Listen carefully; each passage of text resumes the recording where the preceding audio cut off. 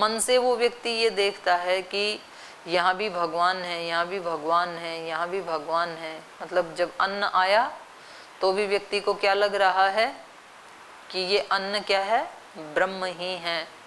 जब वो स्नान कर रहा है और जल को देखता है तो क्या लगता है उसको, ये जल भी ब्रह्म है, भगवान ने तो बनाया ये।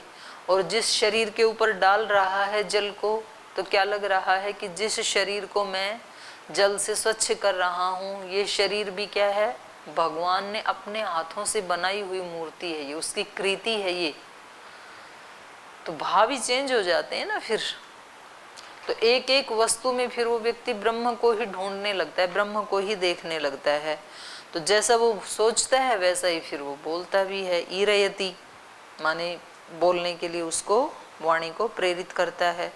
ताम उ नामनी ईरयति, और जो उसको बोलने के लिए प्रेरणा होती है वो ही फिर नामनी माने नाम में, शब्दों में आ जाता है। नामनी मंत्रः, और नाम को ही क्या कहा है यहाँ पर, मंत्र। मंत्रः एकम भवन्ति, माने वो मंत्र में या नाम में, संज्ञाओं में समा जाते हैं। मंत्रेषु कर्माणि, और मंत्रों में कर्म समाये हुए हैं। वेद में जितने भी मंत्र हैं वो मंत्र क्या कर रहे हैं, किसी ना किसी कर्म का निर्देश दे रहे हैं।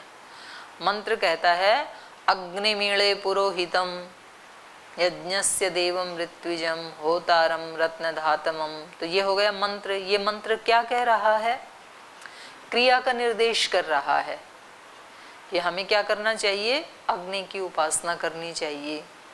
जब हम मंत्र बोलते हैं श्रद्धयाग्नि समिध्यते श्रद्धया हुयते हविहि श्रद्धाम भगस्य मूर्धनि वचसा वेदयामसि, तो ये मंत्र क्या कर रहा है, क्रिया का निर्देश दे रहा है कि अग्नि कैसे जलानी चाहिए, श्रद्धया, श्रद्धा से जलानी चाहिए। हवि कैसे देनी चाहिए, श्रद्धा पूर्वक। तो जितने भी मंत्र हैं वो सब क्या कर रहे हैं, किसी क्रिया का या तो विधान कर रहे हैं या तो निषेध कर रहे हैं, लेकिन वो किसी क्रिया की तरफ इशारा कर रहे हैं। तो इसलिए बोलते हैं कि ज्ञान की परिणति कहाँ होती है, कर्म में। तो वेद ज्ञान है, लेकिन वो ज्ञान किसके लिए है, क्रिया के लिए। अगर कर्म में नहीं उतर रहा है तो फिर वो ज्ञान अभिशाप बन जाता है व्यक्ति के लिए। तो ज्ञान सारा किसके लिए है, कर्म के लिए। अगर कोई व्यक्ति कहता है कि मेरे पास ऊंचा ज्ञान है, तो वो क्रिया में दिखा दे ऊंचा ज्ञान है। यदि उसकी क्रिया में नहीं उतर रहा है तो जमाना नहीं मानेगा कि उसके पास ऊंचा ज्ञान है। कोई चीज श्रद्धेय स्वामी जी महाराज जी बोलते थे कि भाई दिखा दे, बोल मत। कोई व्यक्ति कहता है जी मैं तो ऐसा हूं, मैं तो बहुत अच्छा हूं और मेरे मन में तो कोई बुरा भाव आता ही नहीं है, तो बोले भाई दिखा दे। जब तेरे घर वाले ये बात कह देंगे ना, जब तेरी पत्नी बोलेगी कि मेरे पति बहुत अच्छे हैं, जब तुम्हारे पुत्र बोलेंगे हमारे पिता बहुत अच्छे हैं, जब तुम्हारे पड़ोसी बोलेंगे हमारे पड़ोसी तो बहुत अच्छे हैं, तो फिर तेरे को बोलने की जरूरत नहीं पड़ेगी कि मैं बहुत अच्छा हूँ। तो जो हम हैं वो कहाँ, उसका अभिव्यक्ति कहाँ होती है, कर्म में। तो व्यक्ति को बोलने की जरूरत नहीं है, करने की जरूरत होती है। तो मंत्र सारे किसमें समा जाते हैं, कर्म में। मंत्रेषु कर्माणि, मंत्रों में कर्म समाये हुए हैं। तानि ह वा एतानि संकल्पै कायनानि संकल्पात्मकानि संकल्पे प्रतिष्ठितानि संक्लिप्त्याम द्यावा पृथ्वी संकल्पेताम वायुश्च आकाशं च संकल्पन्ताम आपश्च तेजश्च तेषां संक्लिप्ते ही वर्षं संकल्पते वर्षस्य संक्लिप्त्या अन्नं संकल्पते अन्नस्य संक्लिप्त्यै प्राणाः संकल्पन्ते प्राणानां संक्लिप्त्यै मंत्राः संकल्पन्ते मंत्राणां संक्लिप्त्यै कर्मणि संकल्पन्ते कर्मणां संक्लिप्त्यै लोकः संकल्पते लोकस्य संक्लिप्त्यै सर्वं संकल्पते स एष संकल्प संकल्पम उपास्व इति। बड़ी व्यवहारिक बात कही है ऋषि ने। बहुत ही सुंदर कहा है।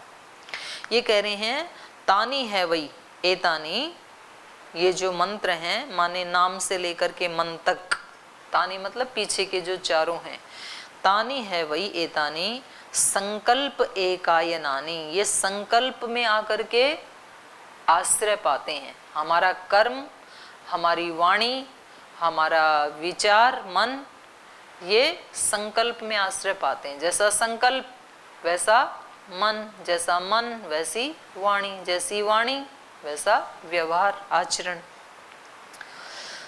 तो इसलिए ये सब संकल्प में आकर के एकायनानी, एकमात्र आधार वाले, एकमात्र आश्रय वाले होते हैं। संकल्पात्मकानी, संकल्प के स्वरूप वाले ही होते हैं ये सारे। जैसा संकल्प है ना वैसा ही स्वरूप हमारी क्रियाओं का, वाणी का, व्यवहार का होता है। तो कई बार जब ऐसे देखा जाता है ना कि जिस व्यक्ति की इंटेंशन अच्छी नहीं, संकल्प अच्छा नहीं है किसी के प्रति, तो भले ही वो व्यक्ति एक शब्द भी बोलता नहीं है, लेकिन उस व्यक्ति के पास बैठने से कुछ अनकंफर्ट फील होता है। कई बार बाहर से देखने में वो व्यक्ति कभी साधु सन्यासी भी हो सकते हैं, कभी कोई बड़े राजनेता भी, कोई प्रतिष्ठित व्यक्ति भी, कोई विद्वान भी, लेकिन उनके पास बैठने में ना मन को कंफर्ट नहीं लगता है, अनकंफर्ट लगता है। और कभी कभी कोई व्यक्ति विद्वान तो नहीं है, बिल्कुल एक सामान्य कोई कार्य करने वाले हैं, लेकिन उनके पास बैठना बहुत अच्छा लगता है। तो ऐसा क्यों होता है? क्योंकि उस व्यक्ति के अंदर जो संकल्प और जो चिंतन मनन चल रहा है ना, वो प्योर है, उसमें कोई अहंकार नहीं है, उसमें कोई जटिलता नहीं है, उसमें कोई कुटिलता नहीं है, उसमें कोई दिखावा नहीं है। इसलिए कभी किसी किसान के पास बैठ के भी बहुत अच्छा लगता है, कभी किसी ग्वाले के पास बैठ के भी अच्छा लगता है, कभी किसी लोहार के पास बैठ के अच्छा लगता है, कभी किसी विद्वान के पास बैठ के भी अनकंफर्ट लगता है। तो इसलिए ये कह रहे हैं कि संकल्पात्मकानी वस्तुएं कैसी होती हैं? संकल्प के स्वरूप वाली होती हैं। किसी व्यक्ति का व्यक्तित्व कैसा होगा? संकल्प के जैसा, उसके अंदर संकल्प क्या चल रहा है वैसा इसका व्यक्तित्व बनेगा। अगर किसी के पास बैठ करके आपको सुख की अनुभूति हो रही है तो आप समझ लेना कि उसके अंदर शिव संकल्प चल रहे हैं, उसका संकल्प बिल्कुल प्योर है। संकल्पे प्रतिष्ठितानि, तो ये संकल्प में सब प्रतिष्ठा को प्राप्त करते हैं, आश्रय को प्राप्त करते हैं। समक्लिप्ताम द्यावा पृथ्वी, और कभी कभी ऐसे भी होता है कि दूसरे व्यक्ति में तो संकल्प अच्छे ही चल रहे हैं, लेकिन हम उन अच्छे वाले संकल्प को रिसीव नहीं कर पा रहे हैं, तब भी व्यक्ति अनकंफर्ट होता है। ये ध्यान रखने की जरूरत है। अगर जैसे माता पिता के, फिर इसका कैसे हम निर्णय करें कि मेरे वाला संकल्प गड़बड़ है या उसके वाला गड़बड़ है? असहजता लग रही है तो इसका निर्णय कैसे करें कि इधर कोई फॉल्ट है या उधर है? इसकी पहचान मुख्य रूप से ऐसे हो सकती है कि आप ये सोचेंगे कि मैं तो बिल्कुल ठीक ही हूँ, दूसरा गलत है, तो आप उससे थोड़ा अलग होने की कोशिश करेंगे। लेकिन अलग होकर के भी कोई चीज एक ऐसी है आपके अंदर जो आपको बार बार उधर ही ले जाती है। फिर जैसे बच्चा, माँ जब उसको डांटती है या उसका कोई दोष दिखाती है तो बच्चे को क्या लगता है? अनकंफर्ट लगता है। तो माँ से दूर जाना चाहता है, वो माँ के पास नहीं आना चाहता है, क्योंकि माँ उसको डांट रही है, उसके दोष दिखा रही है। लेकिन वो ज़्यादा दूर नहीं रह सकता है, थोड़ी देर में फिर उसको पता लगे कि माँ तो ये शहर छोड़ के चली गई, तो बच्चा रोने लगता है। वो कहता है मुझे मेरी माँ के पास ही ले चलो। तो अभी तो तू दूर भाग रहा था, अभी क्यों जाना चाह रहा है? क्योंकि माँ के संकल्प में कोई त्रुटि नहीं थी, इसकी अंडरस्टैंडिंग में कोई त्रुटि थी। तो अंदर से जो चेतना है वो वहीं ले जाना चाहती है। तो कभी कभी ऐसे हो जाता है कि गुरु जी से दूर चले जाते हैं, लेकिन फिर ज़्यादा देर दूर रह नहीं सकते हैं, फिर लौट के बुद्धू घर को आए, तो घूम फिर के इधर उधर फिर वापस आ जाते हैं। तो माता पिता की तो पहले इंटेंशन, गुरुजनों की इंटेंशन ऐसी हो, फिर स्वीकार कर लेते हैं। ठीक है भाई, आ गया ना तू, अभी घूम फिर के आ गया, कोई बात नहीं, अब फिर लग जाए। तो ये कह रहे हैं ये संकल्पों की महिमा है। संकल्पे प्रतिष्ठितानि संक्लिप्ताम द्यावा पृथ्वी। कह रहे हैं ये द्युलोक और पृथ्वीलोक क्या हैं? संकल्प से रचे हैं भगवान ने। संकल्पेताम वायु च आकाशम च, ये जो इतना सुंदर काम कर रहे हैं, वायु, आकाश, द्युलोक, पृथ्वीलोक, ये सब क्या हैं? किसी महान चेतना का महान संकल्प है ये। आप सोचें जब सृष्टि बनी होगी तो कैसे कैसे, मतलब भगवान ने इतनी बड़ी विशाल पृथ्वी की रचना कैसे की होगी, इतनी अथाह जल राशि कैसे रचा होगा सृष्टि के आदि में, और कैसे इतनी भारी भरकम पृथ्वी को इतनी फास्ट घूमने वाली, इतनी गति उसकी धुरी कैसे बनाई होगी, कितना जटिल है ये। तो मतलब सिर चकराने लगता है उसकी सृष्टि को, स्थूल सृष्टि को देख करके। इसके अंदर जो सूक्ष्म है उसकी तो बात ही छोड़ दीजिए। तो ये कह रहे हैं संकल्पेताम वायु च आकाशम च संकल्पयतः आप च तेज च। संकल्प के आश्रित ही हैं ये पंचभूत, चाहे वो जल है, तेज है, वायु है, आकाश है। तेषाम संक्लिप्त्यै वर्षम संकल्पते, और उनके संकल्पित होने से, माने उनके अपने अपने संकल्प में, अपनी अपनी मर्यादा में रहने से ही वर्षम संकल्पते, वर्षा का संकल्प पूरा होता है। तेज यदि नहीं बढ़ेंगे तो वर्षा नहीं होगी फिर। नहीं तो कभी अज्ञानी जो मनुष्य है ना, तो जब उसको गर्मी लगती है तो सोचता है कि भगवान जी भी कितने बावले हैं, बताओ, एक दिसंबर में इतनी ठंड कर दी और जून में इतनी गर्मी कर दी। अगर मैं भगवान की जगह होता तो दोनों को मिक्स करके दिसंबर में भी टेम्परेचर 21 पे रखते और जून में भी 21 या 25 पे रखते, तो कितना अच्छा हो जाता। उस समय ठिठुराते हैं, इस समय तपाते हैं, तो ये कौन सी बुद्धिमत्ता की बात है भाई, तो दोनों को मिक्स कर लो। लेकिन इस व्यक्ति को ये नहीं पता है कि यदि ये 24-25 का टेम्परेचर रहा तो बारिश नहीं आएगी, तो वर्षा के बिना अन्न पैदा नहीं होंगे। पहले तो, अभी तो फिर भी चलो ट्यूबवेल आदि बना के पानी निकाल लेते हैं, तो उससे पहले तो वर्षा के ऊपर ही आश्रित रहते थे लोग। तो वर्षा नहीं होगी तो अन्न पैदा नहीं होंगे, अन्न पैदा नहीं होंगे तो हम सब क्या खाएंगे, और यजन किससे करेंगे? अन्न से ही तो यज्ञ किया जाता है, और यज्ञ से ही तो बादल बनते हैं। तो ये पूरा साइकिल चल रहा है, तो इसलिए हर चीज अपनी अपनी जगह बिल्कुल ठीक है। और व्यक्ति क्या सोचता है, कुछ चीजों को पकड़ता है, कुछ चीजों को रिएक्ट करता है। सुख को पकड़ता है, दुख को रिएक्ट करता है। दुख नहीं चाहिए, दुख जरूरी है, नहीं तो उसके बिना तो सुख की कीमत समझेगा ही नहीं। रात्रि को रिएक्ट करता है, दिन को पर अपनाना चाहता है। रात्रि के बिना दिन अच्छा हो ही नहीं सकता है। रात्रि में ही तो सारा शरीर, सारी इंद्रियां विश्राम पाती हैं, तभी तो वो दिन के लिए तैयार होती हैं। तो रात्रि क्या है? अच्छे दिन की तैयारी का चांस है। रात्रि बहुत अच्छी है, रात्रि के बिना दिन अच्छे हो ही नहीं सकते। व्यक्ति जब तक उसको कोई झटका ना लगे, जब तक उसके जीवन में कोई प्रतिकूलता ना आए, तब तक सुख की कीमत समझेगा ही नहीं। इसलिए दुख में से गुजारना बहुत जरूरी है। इसलिए भगवान ने व्यवस्था ऐसी बना रखी है, पहले दुख में से गुजार के फिर सुख के दर्शन करवाता है।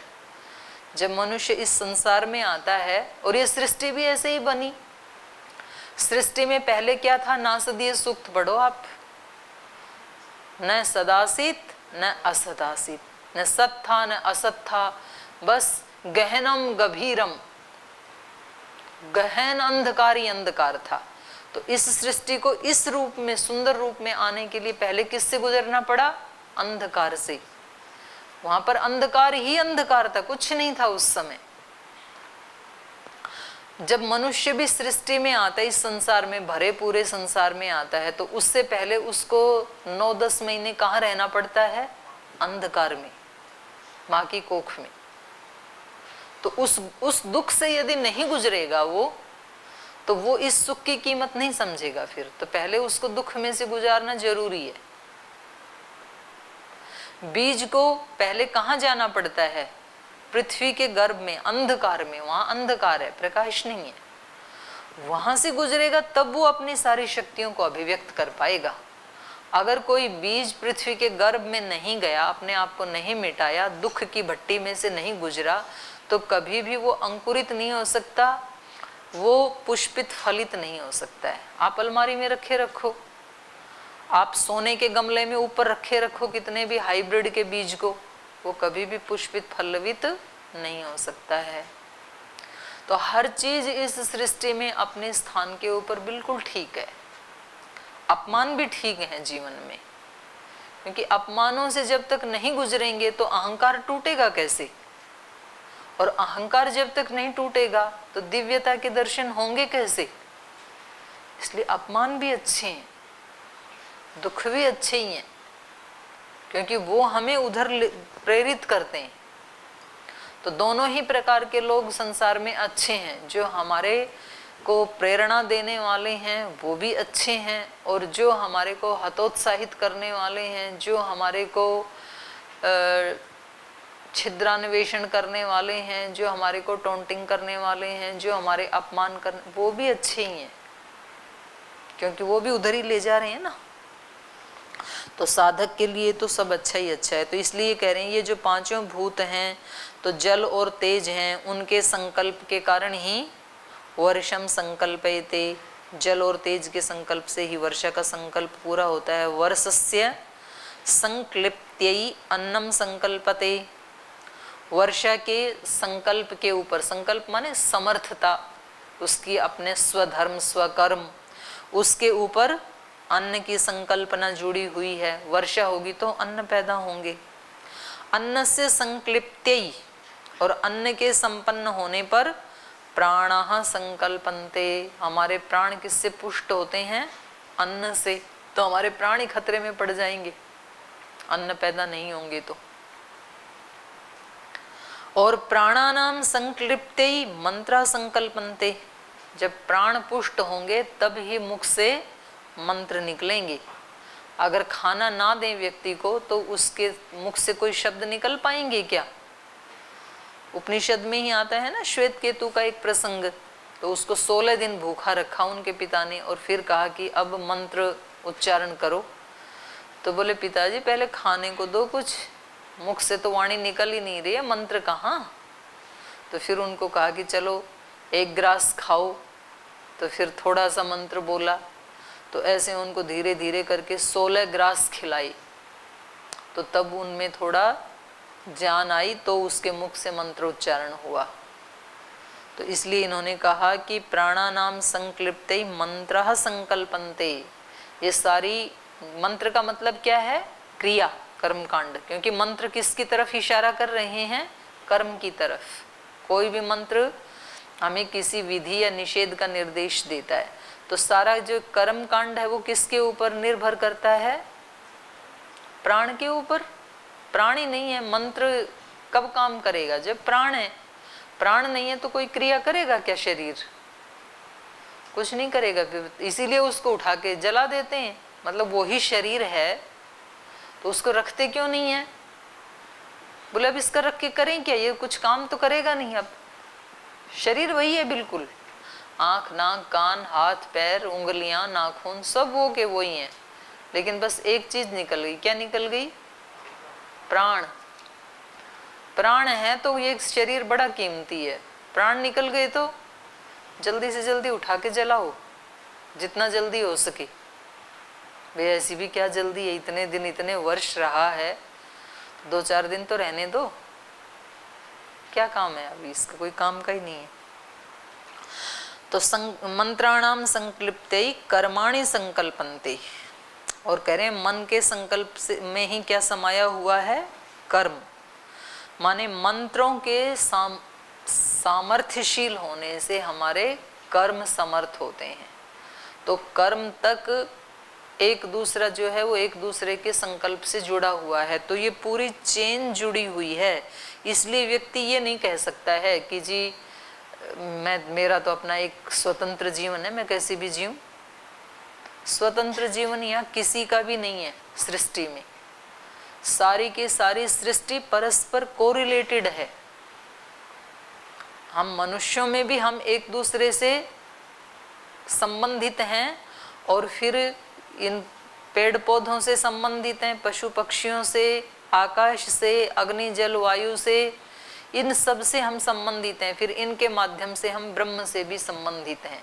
इसलिए हमें कोई हक नहीं है कहीं भी हम अपनी मनमानी करें। इसलिए गीता में भी बताया कि मनमानी में दिशा गलत ले, पहुंचा वहां जहां है आग। क्षमा करो हे मेरे प्रभु जी अब तक के सारे अपराध। तो मनमानी में तो व्यक्ति वहां पहुंचेगा जहां उसको फिर जलना ही पड़ेगा। इसलिए हम सब एक दूसरे से संबंधित हैं।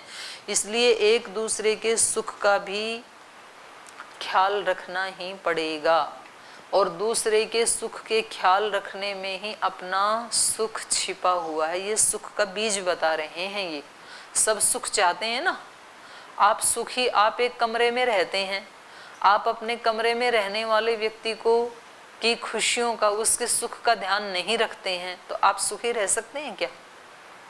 और आप उसके सुख का ख्याल रखने लगें तो आप कैसे रहेंगे?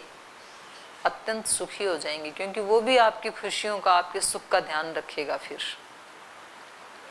तो ये सुख का हमें रहस्य बता रहे हैं, सुख का बीज बता रहे हैं ये, कि हमारे संकल्प ऐसे होने चाहिए, क्योंकि हम एक दूसरे से जुड़े हुए हैं। हमारा संकल्प प्रकृति को सुख देना, प्रकृति की रक्षा करना होगा, तो प्रकृति भी हमें क्या देगी? सुख ही देगी। पशु पक्षियों को हम यदि उनकी रक्षा करेंगे तो वो भी हमारी रक्षा करेंगे। अगर हम उनको मार मार करके खाएंगे तो एक दिन उन्हीं में से, चमगादड़ में से कोई एक वायरस निकलेगा, वो हम सबको मार देगा फिर। और इतना छोटा सा वायरस जो दिखता भी नहीं है आंख से। तो परस्पर हम जब रक्षा करते हैं तो प्रकृति भी हमारी रक्षा करती है। हम यज्ञ की रक्षा करते हैं, यज्ञ हमारी रक्षा करता है। हम अपने बड़ों की रक्षा करते हैं तो बड़े हमारी रक्षा करते हैं। हम कहीं भी तोड़ेंगे चेन तो हम ही संकट में पड़ जाएंगे फिर। तो ये बड़ी अच्छी बात सिखा रहे हैं हमें ये। कर्मणाम संक्लिप्ते लोकः संकल्पते। एक एक व्यक्ति के कर्मों की संकल्पना से लोक की संकल्पना है। लोक क्या है? हम सब लोगों के कर्मों को, क्रियाओं को मिलाकर के ही तो लोक की रचना होती है। कोई गांव अच्छा बनाना है तो उस गांव को अच्छा बनाने के लिए क्या करना पड़ेगा?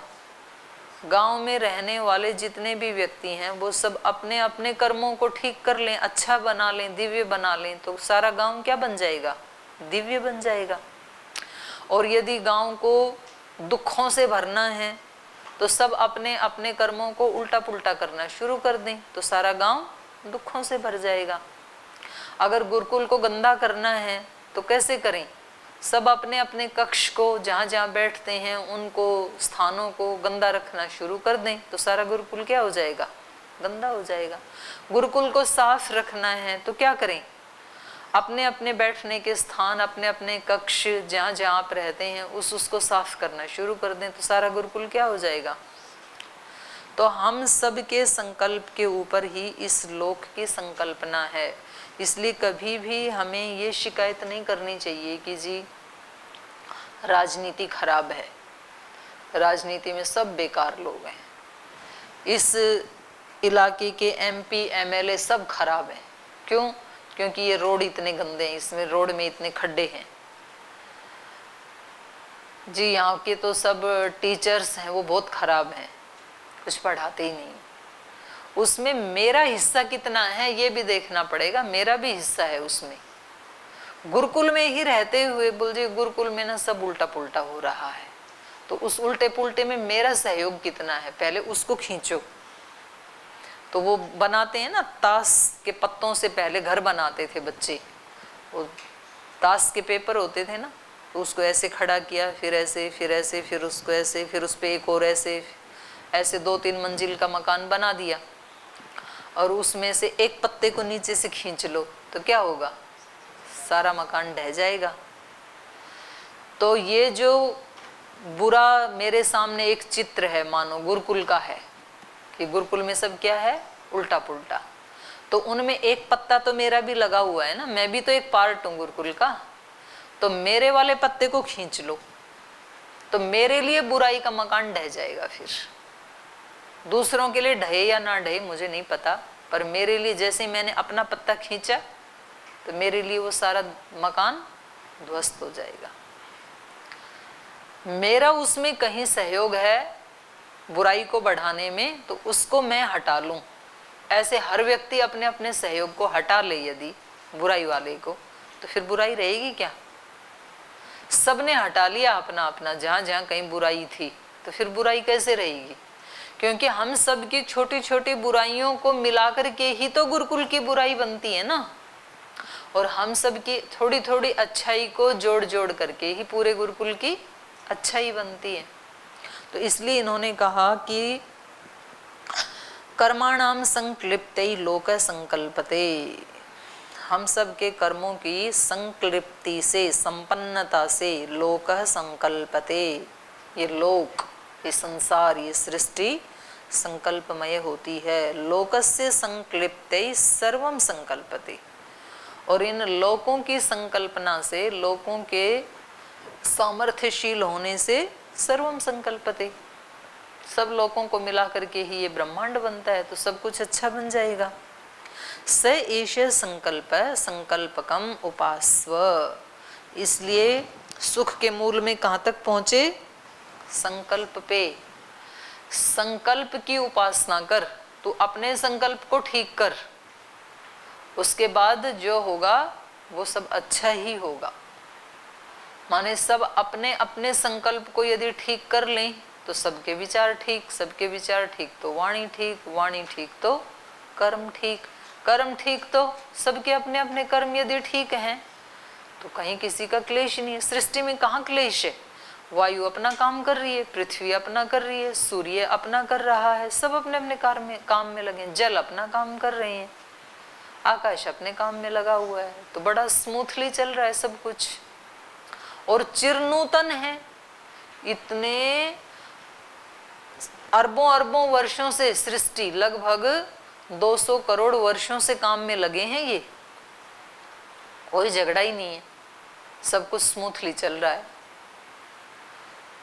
और अगर कोई इनमें से एक भी गड़बड़ करे तो सारा ही ध्वस्त हो जाएगा। फिर चिरनूतन माने जब से हम पैदा हुए हम उस सूर्य को देख रहे हैं, हम सूर्य को देखते देखते बुढ़े हो गए, सूर्य बुढ़ा नहीं हुआ। सूर्य कैसा रहता है? चिरनूतन। इसलिए यहाँ ऋषि का नाम क्या है? सनत कुमार, सदा कुमार रहने वाला। जब हम अपने दोषों को मिटा लेते हैं तो हमारे अंदर न तस्य रोगो न जरा न मृत्यु, चिरनूतनता रहती है, चिर नवीनता। जैसे पेड़ में रोज नए नए फूल आते हैं तो ऐसे ही इस व्यक्ति के अंदर नई नई प्रतिभाएं, नए नए विचार, नए नए भाव रोजाना आते रहते हैं। सूर्य चिरनूतन है। क्यों है ये सारी सृष्टि चिरनूतन क्यों है? क्योंकि अपनी अपनी मर्यादा का पालन कर रहे हैं, अपने अपने संकल्पों का पालन कर रहे हैं। हम सब यदि अपने अपने संकल्पों को ठीक करें तो हम सब की क्रिया तक ठीक हो जाएंगी, और कर्म यदि सबके ठीक हैं तो फिर सब कुछ ठीक है, सारा लोक ठीक है। लोक के ठीक होने से भगवान तो पहले ही ठीक है। तो ये सुख का बहुत ही सुंदर खोज चल रही है और हमें ऋषि बता रहे हैं, उस तरफ ले जा रहे हैं। तो इसी संकल्प के साथ कि हम भी इनके बताए हुए मार्ग पर चलने का प्रयास करें, तो इस चर्चा को शेष कल आगे रखेंगे। आज इस चर्चा को यहीं विराम देते हैं।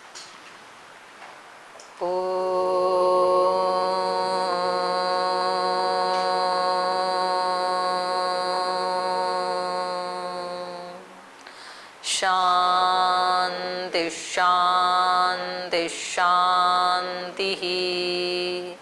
श्री गुरुभ्यो नमः।